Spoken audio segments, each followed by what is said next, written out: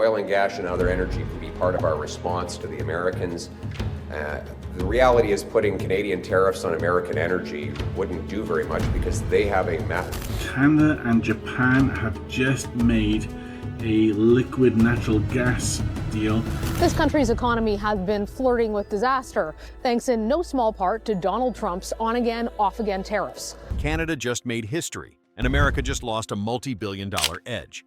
In June 2025, Canada quietly loaded its first-ever LNG export shipment, launching from the LNG Canada terminal in Kitimat, British Columbia. It's not just a headline, it's a seismic shift in global energy flows. The shipment, part of a 14 million ton per year deal aimed at Asia, now places Canada directly in competition with U.S. LNG giants in Texas and Louisiana. The fallout was immediate. International buyers, especially Japan and South Korea, turned north. At several U.S. Gulf Coast terminals, cargo volumes dipped, tankers sat idle, and freight contracts vanished overnight. Drivers who once hauled LNG cross-continent now take local routes, making half the pay. Why does this matter? Because for the first time in decades, America is no longer the default choice.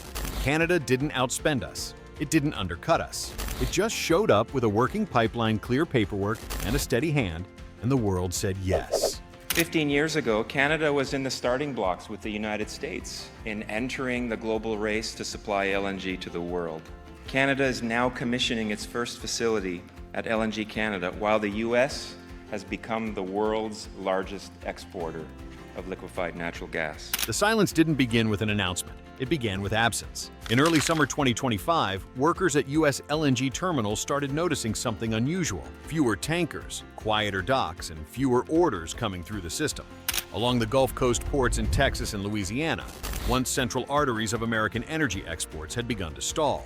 The reason global buyers weren't calling, they were signing elsewhere. That same month, Canada quietly loaded its first ever LNG export shipment from Kitimat, British Columbia. It marked the start of a 14 million ton per year deal that redirected Asian energy demand, particularly from Japan and South Korea, away from the U.S. and into Canada's newly activated supply routes. This LNG deal was only the beginning. Over the next few months, Canada rolled out a series of 7 intercontinental export agreements, each one eroding a different piece of America's industrial base. Under the CPTPP, Canada significantly expanded its grain exports, especially organic wheat, to partners in Asia. Japanese buyers, once loyal to American farms in Nebraska and Kansas, switched to Canadian suppliers who offered more consistent contract terms. As a result, U.S. silos filled with unshipped grain. Farmers slashed prices just to move inventory, and local freight companies laid off drivers as the long-haul export routes disappeared. Entire communities dependent on grain transport and processing were left scrambling. Simultaneously, Canada's lumber exports to the European Union surged under an expanded CETA framework. While the U.S. lumber industry faced rising compliance issues and regulatory uncertainty, Canada shipped sustainable certified wood products directly into EU construction markets. Sawmills in Oregon and Idaho, once running 3 shifts, now operate part-time or sit idle. Workers lost their overtime, then their benefits. Some plants began rotating staff just to keep the lights on, and morale low. Then came mining. As the demand for clean energy minerals intensified, especially nickel, lithium, and uranium, Canada was ready. Its supply chains had already been audited and certified under global ESG standards, and buyers in Germany, France, and South Korea quickly signed on. In contrast, U.S. mining firms, particularly in Minnesota and Missouri, struggled to meet evolving compliance rules. Contracts dried up, equipment sat unused, skilled engineers were furloughed, sometimes indefinitely. What should have been America's industrial revival instead became a case study in missed opportunity. Even the wine and spirits sector saw an unexpected shift. With a new EU-Canada agreement in effect, European importers began sourcing their premium bottles from Canadian wineries rather than from California or Washington. Not because Canadian wine was better, but because its logistics and labeling were more predictable. U.S. wineries, facing contract losses and shipping delays, cut back production. Some destroyed unsold bottles to avoid storage costs. Workers were sent home midweek. The festive air of the industry vanished, replaced by financial anxiety and empty cellars. Ethanol producers weren't spared either. In a surprising development, Canada seized over 60% of Europe's ethanol imports, leaving long-standing U.S. exporters in Iowa and Illinois scrambling to find alternative markets. Facilities that once operated 7 days a week now run only 3. Night shifts have been cut, and with them the health insurance and pay stability that workers relied on. Some employees have taken second jobs just to stay afloat. Lastly, Canada expanded its footprint in processed foods and soybeans, two cornerstones of the Midwest's export economy. While U.S. exporters struggled with shipping delays, permit bottlenecks, and changing tariff rules, Canada offered consistent delivery and documentation. The result, Midwestern warehouses are now full of unsold inventory. Packaging plants in Ohio and Indiana have shortened hours. Truckers report weeks without international hauls.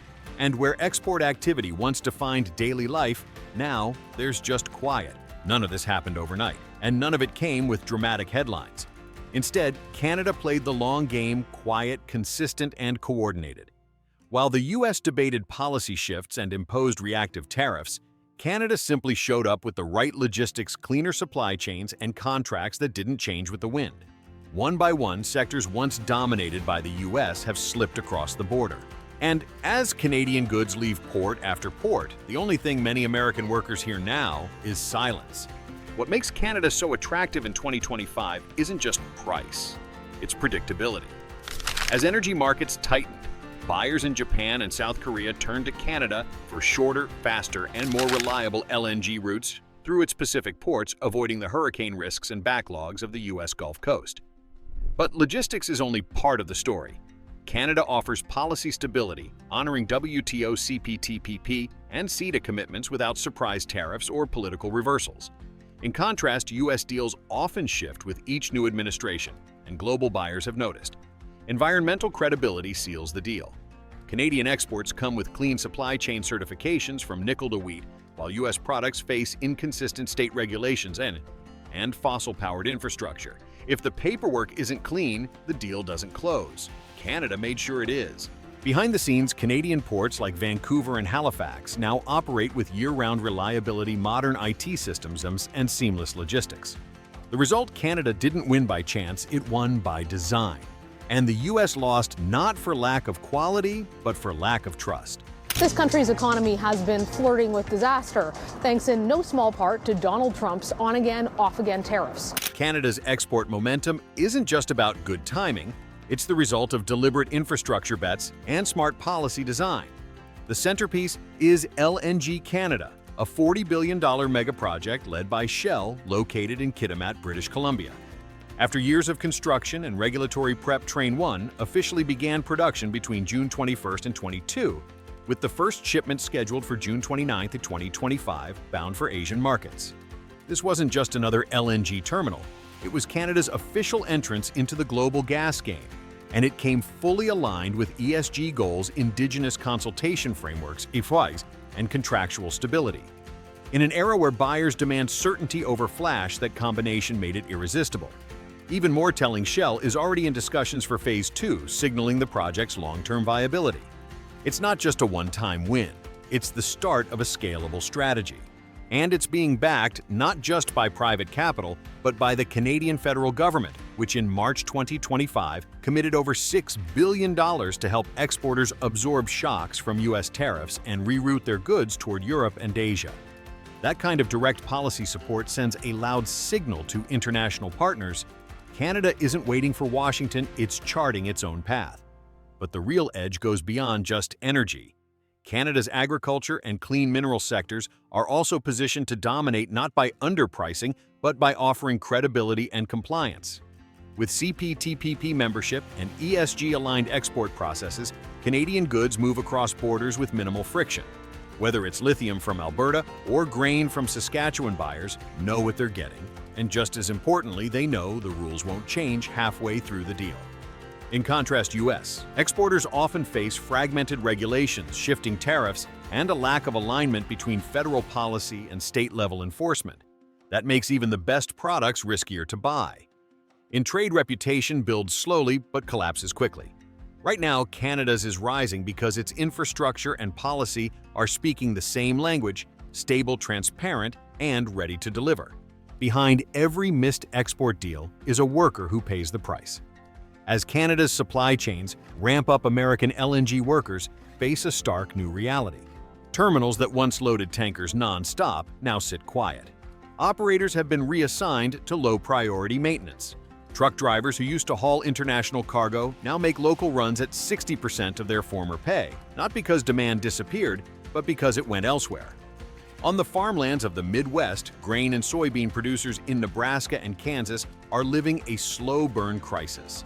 Their silos are full, but no buyers are calling. With Canada now fulfilling contracts to Asia under CPTPP U.S. farmers are left with oversupply and nowhere to ship. Many have been forced to slash prices by 15% just to keep cash flowing. The result? Shrinking margin staff reductions and a slow bleed in rural economies that used to rely on steady foreign demand. In timber and wine country from Oregon to California, the pattern is the same. Sawmills and bottling plants are operating on half shifts or rotating schedules trying to stretch what little work remains. Layoffs have started to ripple outward. Workers have lost overtime pay bonuses, and in some cases, access to health insurance altogether. Even in high-skilled sectors like clean minerals, the pain is visible. Engineers in Missouri and Minnesota report contract suspensions, delayed pay, and across-the-board cuts. Some are now earning just 30 to 40% of their usual salary, postponing mortgage payments or putting tuition plans on hold. These were jobs once considered future-proof, part of America's green transition. But without ESG certification and supply clarity, the world is choosing Canada instead. And in Iowa, where ethanol once fueled both jobs and optimism plants now run on skeleton shifts. 2 full shifts have been eliminated at some facilities, and with them, employer-sponsored healthcare. Workers are now deciding between covering medical bills or groceries. Canada is winning global trade not by being cheaper, but by being more predictable. With firm commitments under CPTPP and WTO, buyers know a deal with Canada won't suddenly change after an election. The U.S., in contrast, has become unpredictable tariffs. Shift rules change and trust erodes. On logistics, Canada's year-round ports like Vancouver and Halifax avoid the delays and hurricane disruptions that plague U.S. ports. Their modern systems move goods faster and with fewer headaches. Canada's rise isn't slowing down. With its first LNG shipment out and a second train in the works, plus booming clean mineral and agricultural exports, it's locking in global trade leadership through stability and trust. If you think it's time to rebuild American credibility, share this video. The clock is ticking.